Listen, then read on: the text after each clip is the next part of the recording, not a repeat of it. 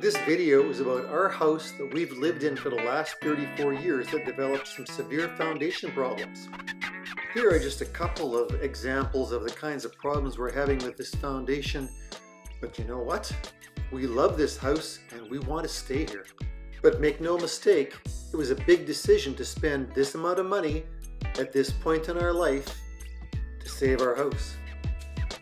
This is not a promotional video and I am not an expert.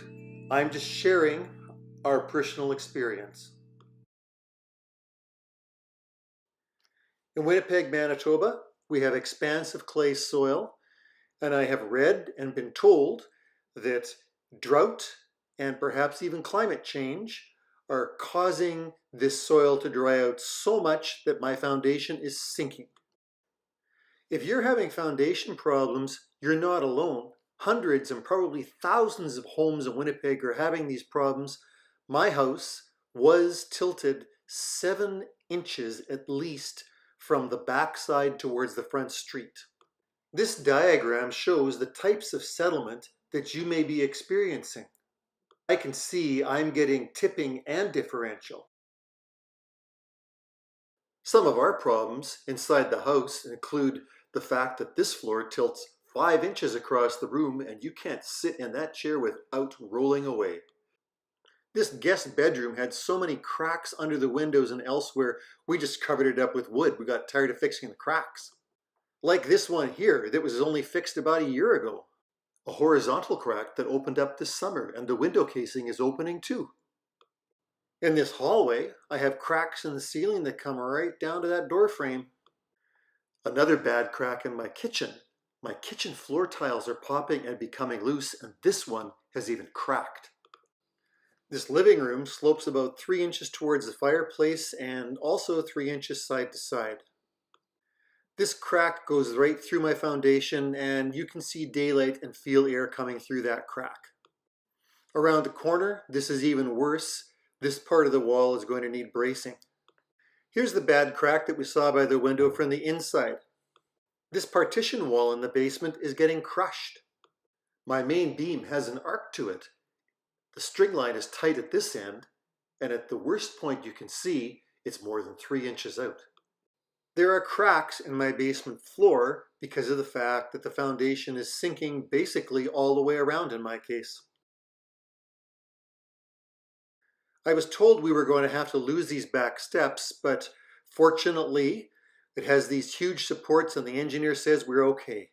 We were able to save those front steps by putting a pile in the basement and underpinning the steps with another pile.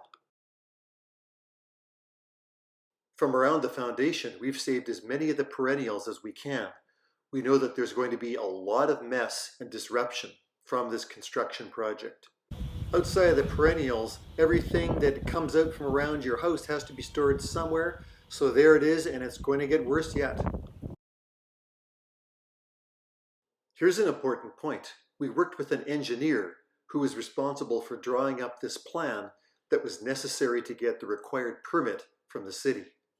In Winnipeg, the engineer is also responsible for coming out to do a site inspection. Our house was underpinned, lifted, leveled, and waterproofed. This project took 21 piles. Sidewalks that are in the way of the excavation need to be removed. The house is being excavated about 2 feet wide all the way around. Some material like my topsoil is being saved and other material is taken up to the curb and it is hauled away. In our case, it's being excavated all the way around because we're lifting, leveling, and waterproofing. There's still hand digging that has to be done in spaces like close to the steps and around the gas line. A big pile of material at the curb waiting to be hauled away. The footing is being jackhammered out to make a space for the pile to go. In order to save my front steps, I even needed to have a pile done in the basement. That was a dusty and muddy business.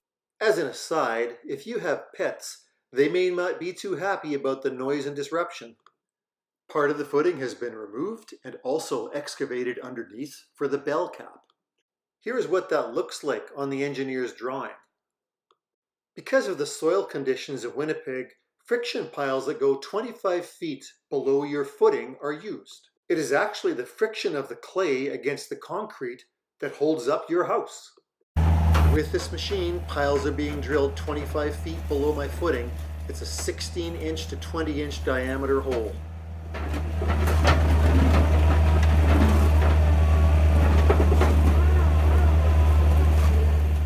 Some more drilling with a skid steer.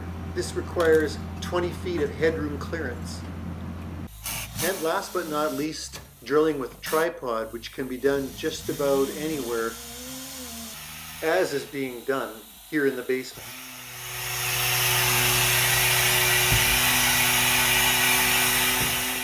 The clay you see here had to be hauled up by buckets. Here's the big picture of what everything looked like on that drilling day. There is so much going on at once here, and you can't even see all of the workers who were involved. There are 3 different types of drilling going on here all at the same time.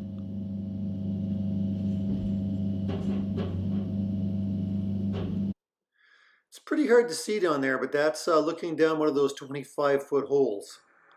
Each hole had rebar inside to reinforce the concrete.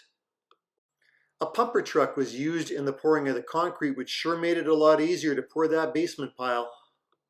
The piles are poured about a foot short to allow for the jacks, and we have to wait a week for the concrete to harden before jacking. While the concrete was hardening, my wall was reinforced with corner braces and stitch braces. In preparation for the lifting and leveling, this corner brace is being fastened to this extremely bad section of the wall. Although I think this is the worst wall in Winnipeg, I have been assured there are foundations with worse problems. Additionally, the engineer has called for a stitch brace on the inside. This is what they look like when they're installed. These 20-ton hydraulic jacks are in place on top of the piles and underneath the footing, ready for lifting. The house is being slowly lifted from this one corner. Everyone is keeping in constant communication with their phones. During this lifting and leveling process, the contractor has been in and out of the house numerous times, keeping track of what's going on with his levels. Now we're working on the front wall of the house where the house is most tilted. It's a very slow process and the workers need to be very patient. This took many hours to level this house. In order to make sure that nothing happened to my main water line, they freed it up from my basement floor before they started to level. The house is as level as it's going to get, and these pieces of telepost are holding up the house, waiting for the concrete pile caps to be poured.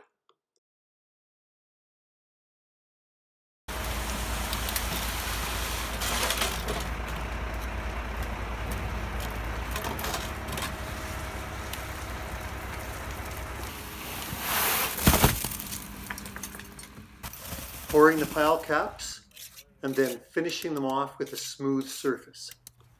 Those finished pile caps go right underneath the foundation wall, holding up the house. The house has been leveled, so what's the effect? Across this room, we gained 2.5 inches. It's now comfortable to walk across this floor. But interestingly enough, I gained a nasty crack in that corner by the window. This very bad crack in the guest room has closed up almost completely. Across the length of my living room, it's only about 1 inch off now, but side to side, we only gained about 1/2 inch. This crack in the kitchen has gotten much better. My tiles on my kitchen floor are no longer loose, and the one tile that had a crack, that crack is closed up quite a ways. I can say I don't totally understand the dynamics of this house leveling. My front entrance door is very good, very square, and in fact, almost all of my doors are greatly improved. In the basement here, these vinyl tiles bubbled up, but the crack underneath the tiles is better. My floor drain here has returned to being the low spot in the floor. That's a real bonus. This telepost had to be raised several times during the leveling process. In this center section, this main beam of mine is now only half an inch out instead of 3 inches out. Moving on to the next phase, the cracks are being cleaned out, ready for filling.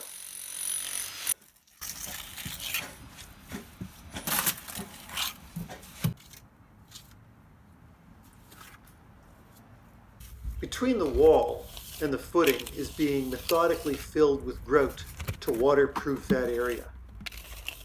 The wall is being cleaned in preparation for the waterproofing. 3 layers of rubberized waterproofing is being applied in 2 different directions. It is also being applied along the footing. I'm pleased with the way this rubber waterproofing appears to have sealed up this bad corner. The rubber has been covered with cross-laminated poly at the bottom, protecting the footings, and then with this geo-wrap, which will protect the rubber when the backfilling happens. A word about weeping tiles, which is the next step. This is one of my old clay weeping tiles. Water seeps into it and then is directed through that tile to a little hole in the footing and eventually into my catch basin. The hole in the footing directs water to the drain system that is under your house. Modern weeping tile is plastic and has a hole in it to direct the water to that drain hole. Here's a diagram from the City of London, Ontario website showing what backfilling should look like in new construction. The trench all the way around the house is being filled with crushed limestone. This covers the weeping tile.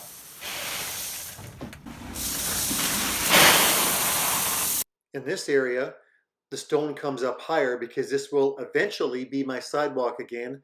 I'm advised to wait 16 months before putting a sidewalk back down. Quarter down is then applied over top of those coarse stones. The dark material you see is landscape fabric that has been applied over top of the crushed limestone. A clay cap goes over top of that landscape fabric. Topsoil is placed over this, and I hope that will do the trick for draining surface water away from the house. With the work being almost complete, this is what my backyard looks like right now. I'll be very happy when the contractor takes all this stuff away from my yard, but you need to keep in mind, this is a major construction project that's happening around your house. So what have I learned? We're still glad we did this so that we can stay in our family home. Work with an engineer right from the start. That's important.